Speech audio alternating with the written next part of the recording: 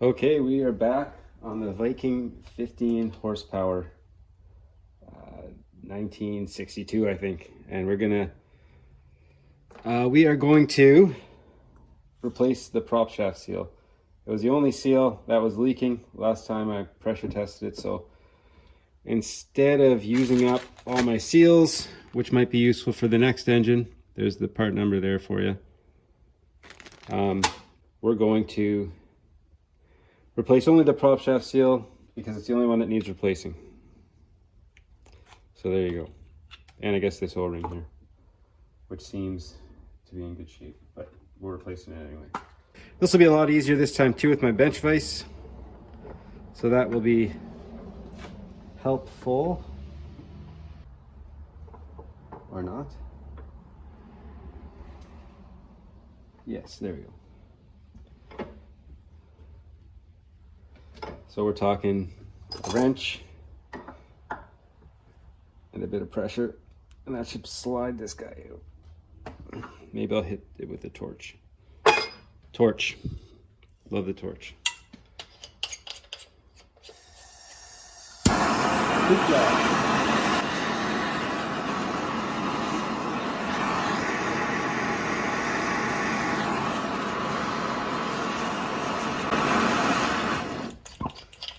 Let's see if that helped.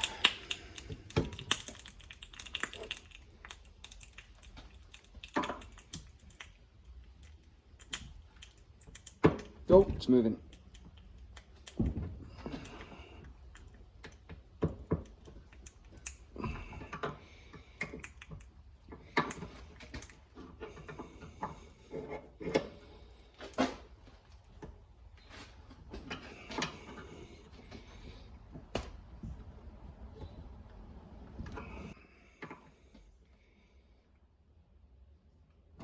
All right. Prop shaft seal. There you go. That easy. It's way easier with a bench vise. So if you can get one of those and you plan to work on outboards, I recommend the bench vise.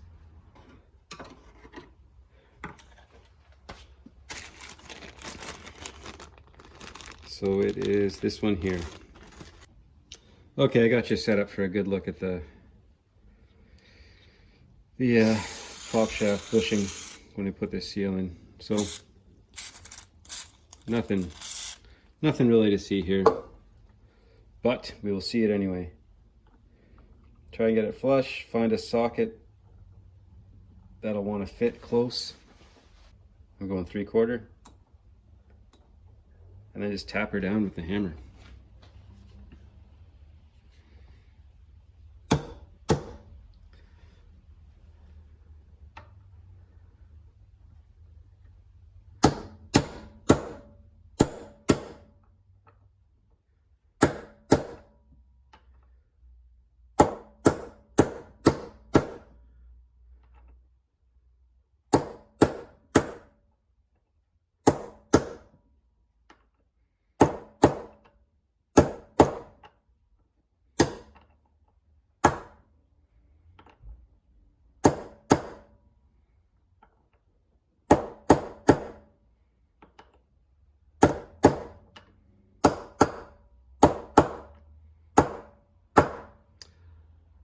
And that is installed. It's helpful to do it while it's still warm. That way the interference will be less, and then it'll cool off and you'll be able to and then it'll shrink right up and really tightly grab the seal. So that's all there is to it. Next, you got this O-ring here.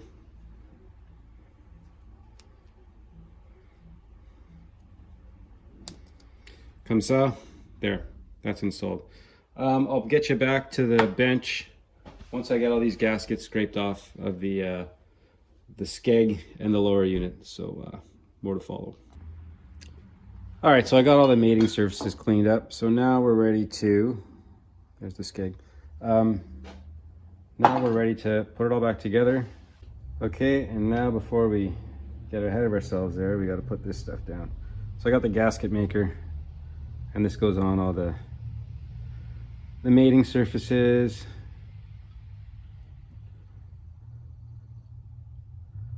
Just a thin film, you're not trying to, this just fills in any gaps.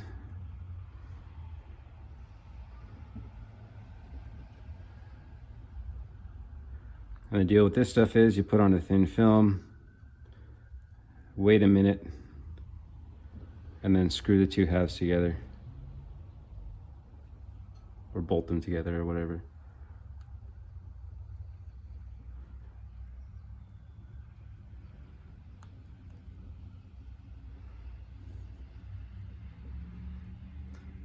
So remember, it's not the Taj Mahal, guys. Just get your stuff on. You might get squeeze it on the inside. It won't ruin anything. But just keep it thin and light and evenly covered, and you'll be good to go. All right, we'll do this for the skeg.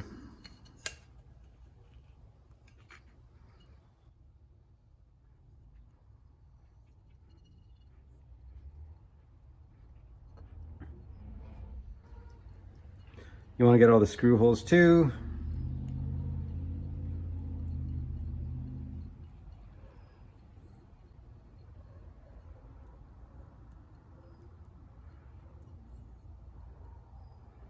So that's done. Next. Is that here? Oh, yeah. We'll turn.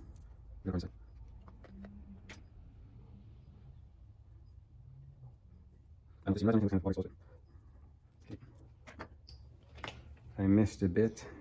Here.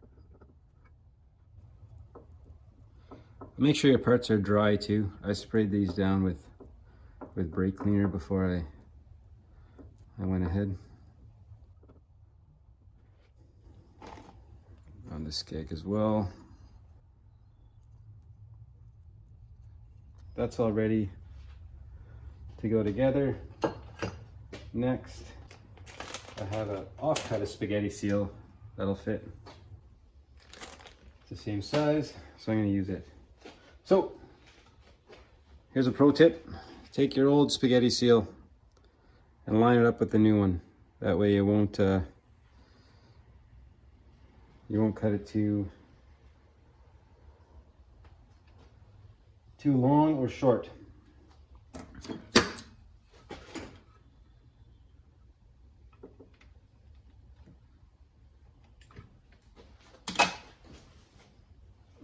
It's nice, they give you lots of this stuff. Okay, so we got that, which is looking good. We're gonna put that in here. I'm gonna use some glue. So I don't think this is necessary, but I'm just using it just to kind of globify the spaghetti seal when it gets in there. I'll just hold it down a bit. So with my glue,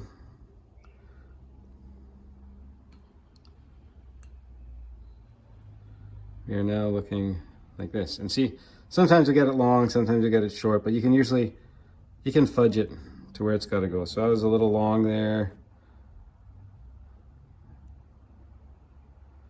I can embiggen that side, shrink down this side.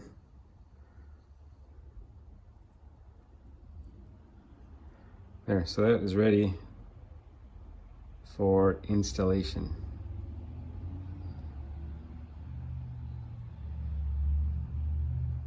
Okay, now this guy. We go in, remember, we're lining this up and we're lining that hole up with the pins. So this one goes in like this. You should feel it engage, the pin engage on this side.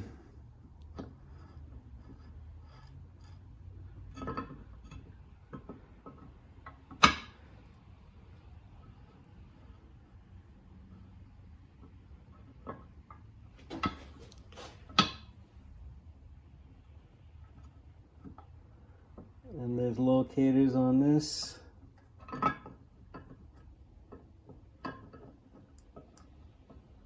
There it is.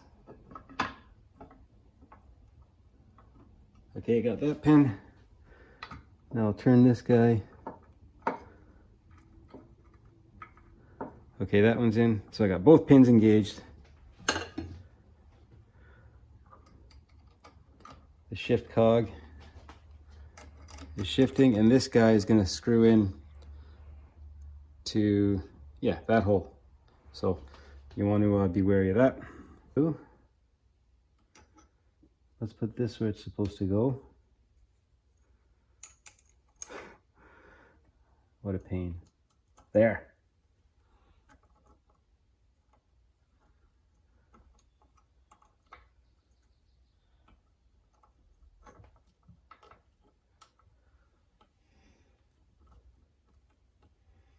Much better.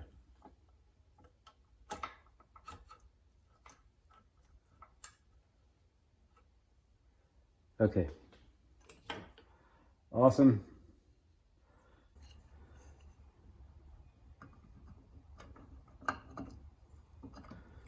So that's how it's going to look.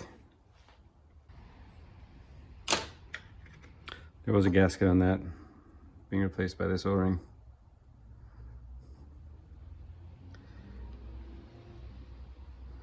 There. That's how it goes.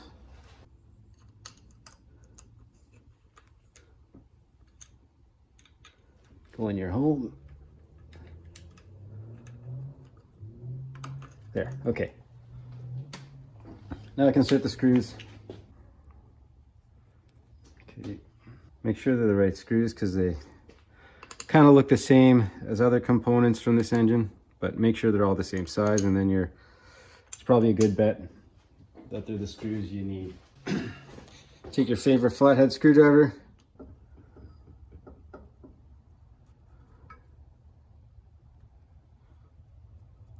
And you don't want to tighten them all the way down. You're just trying to do this evenly.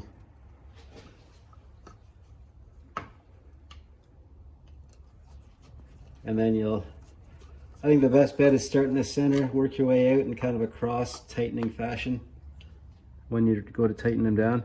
And you're not trying to weld the two pieces together by pressure and friction. You're just snugging them down nicely so they won't go anywhere, and then call that a day.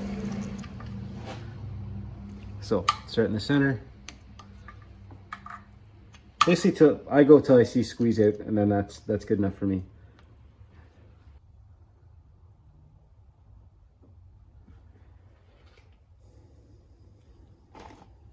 On the skeg as well.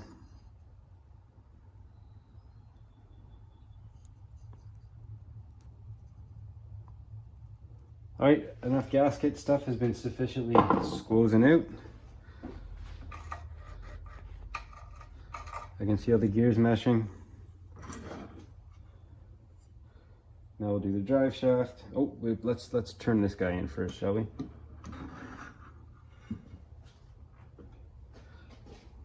The wrath of the boardroom member who insists on Phillips screwdrivers is back at it again with this guy. That's all ready to go. Just check that the shifter's working. It appears to be. Well, it moves freely.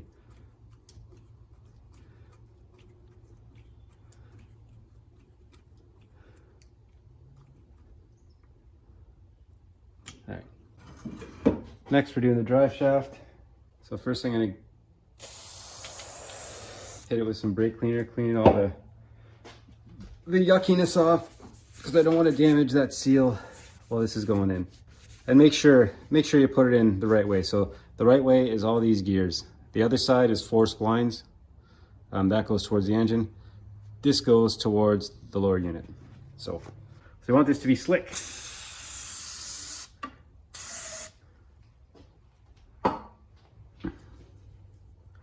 So usually I do everything all at once. Like I do all the seals, and like I understand there's a case for, hey, you're already in there, so why don't you get the seal kit while you're in there? And then I pressure checked it, it seemed fine.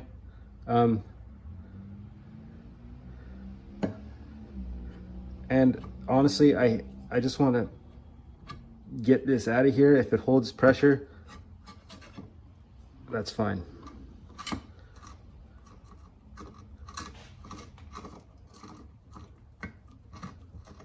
Okay, we're turning and it's working. Okay, so that's all well and good.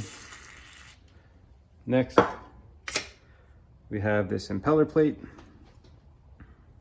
You can see the shiny side. The shiny side goes up because that's where the impeller's polished that over the last 6 years. So, how was it again? I think the screws can only go on one way.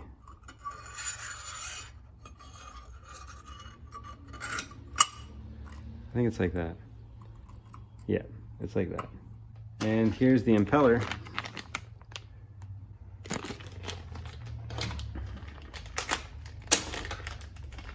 Oh yeah, the last impeller was just trashed, wasn't it? That's right. And of course we saved our little pin because we're going to need that. And it goes in there.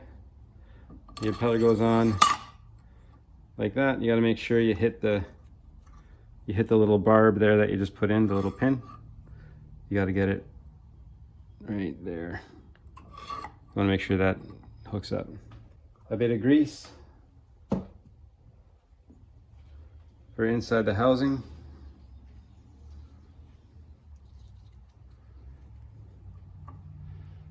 And this way, when you turn the impeller on, it won't give you a hard time.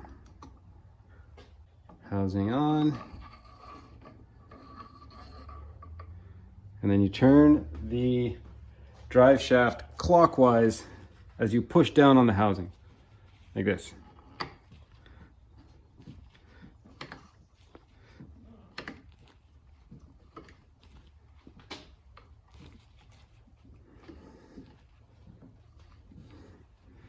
Starting to seat.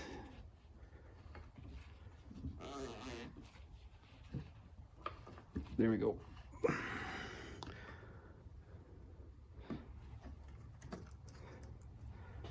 Then line up your screws.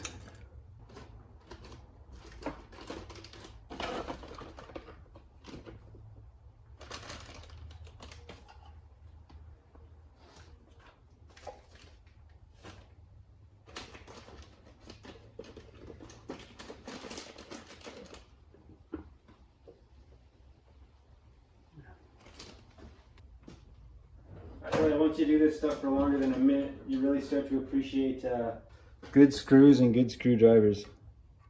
Because if you have either one at the end of what you're working on, it makes for a terrible experience.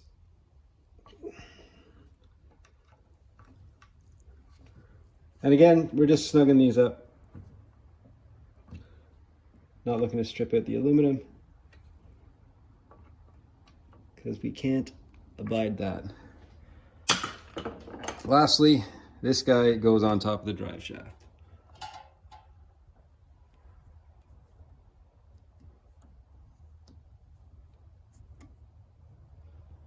I like that. Okay, we're gonna put this beauty back in the engine. So we already have our water tube up there. I have a bolt at the ready, and we're just going to try and slide this guy in there.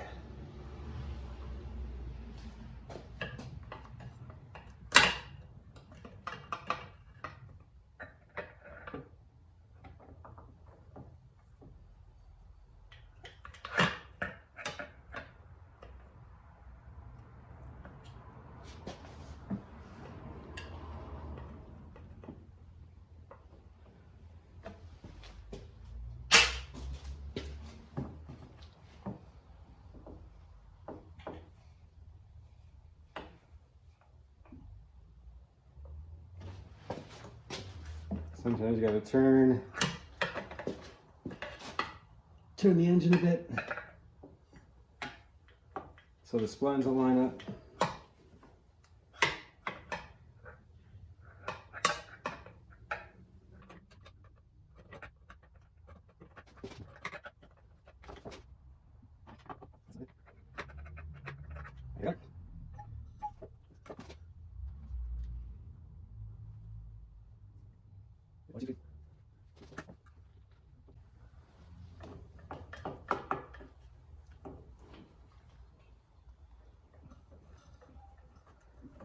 Okay, we're moving. I have to move the shift, or I have to turn the engine over a bit. Okay, next challenge will be getting the shift shaft seated. We'll lightly thread this guy on so it doesn't fall out on us. You're looking here. There you go. You can see that this is the shift shaft right here, that little shiny bit, and it's going to go into the top of that block with the bolt hole, which reminds me I should get the bolt for it. So how do I do this usually? Get yourself some needle nose.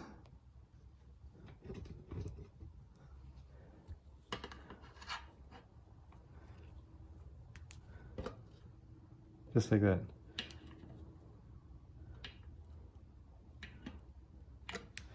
That one cooperated. Often they do not. And this one's also, there's no slot on this particular bolt. So you'll have to turn it down. Was that 7/16? No, it's 3/8. A 3/8 socket.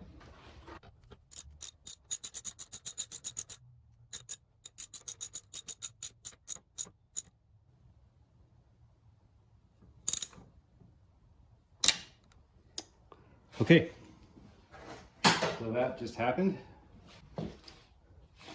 Okay, so next we're going to put all the rest of these bolts in. I think it's 7/16 and 9/16. So already got that one loosely threaded in. We'll get the rest.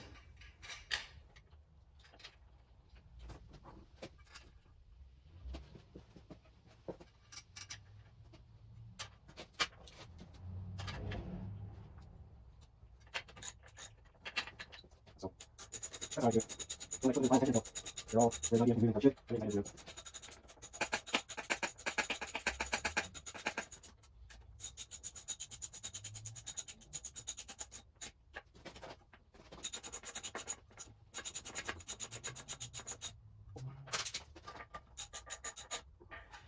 Okay, now let's tighten this beauty.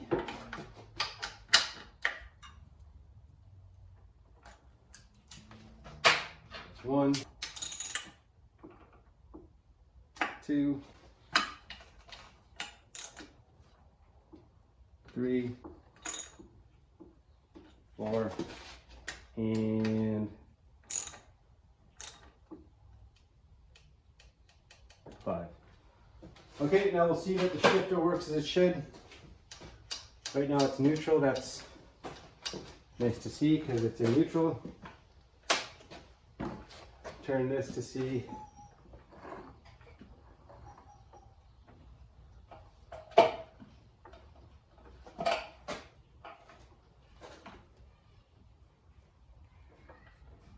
Okay, that's reverse. Turns. And forward is moving us forward. Okay, happy with that.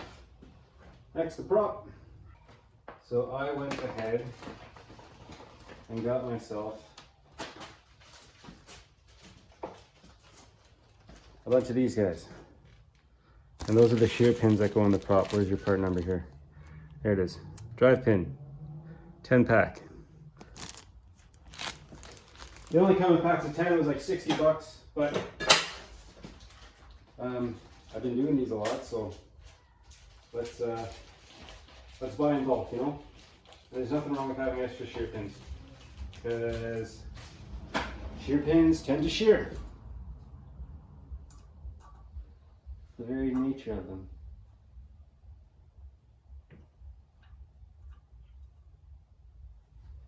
The prop, it slides on, mates with the shear pin. You got your nose cone. Hey, what's nice about this Viking, it's a little quality of life feature. There's 4 holes to snipe the shear pin through, which is great. This doesn't have to be on super tight, it's just holding it in place. And you want to use your stainless steel cotter pin, or reuse it if you can. You won't mind if you tested it with the regular ones you get from Princess Auto, or what's it called? What's it called in the US? Harbor Freight. But the guy who buys the engine for you, he will not be happy with you, because the propeller in a season or two will end up at the bottom of the lake. The old screwdriver hammer, love it.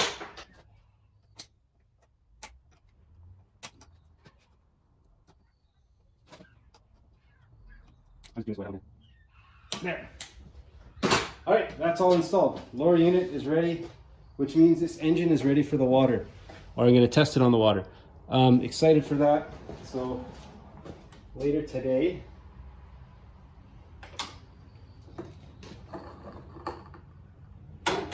I'll put this beauty in the water and hopefully give it a good test run.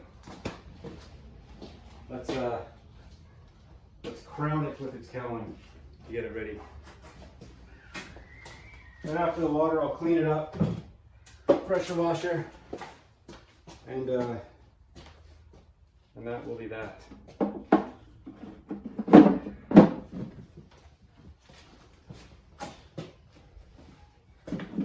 It's a real sight to behold, isn't it?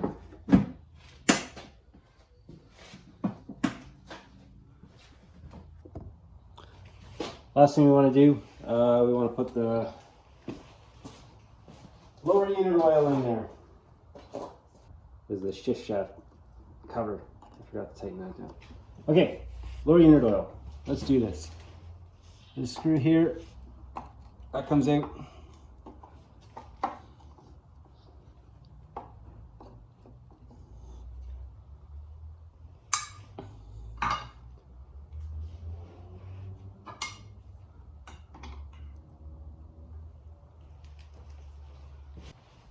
One there, one there.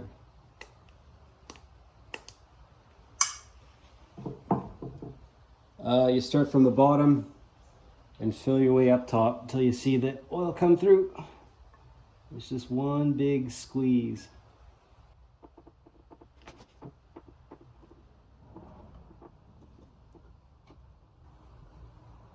Obviously, I'm using the high vis right now.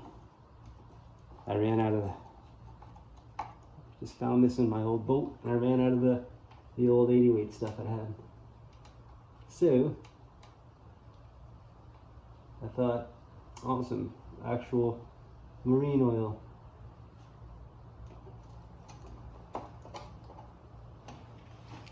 Slowly tighten those up.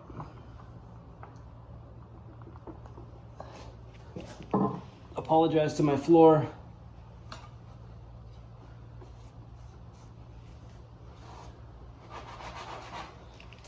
And wait for the rain to stop so I can take this beauty out on the water. I'm excited. Take it easy.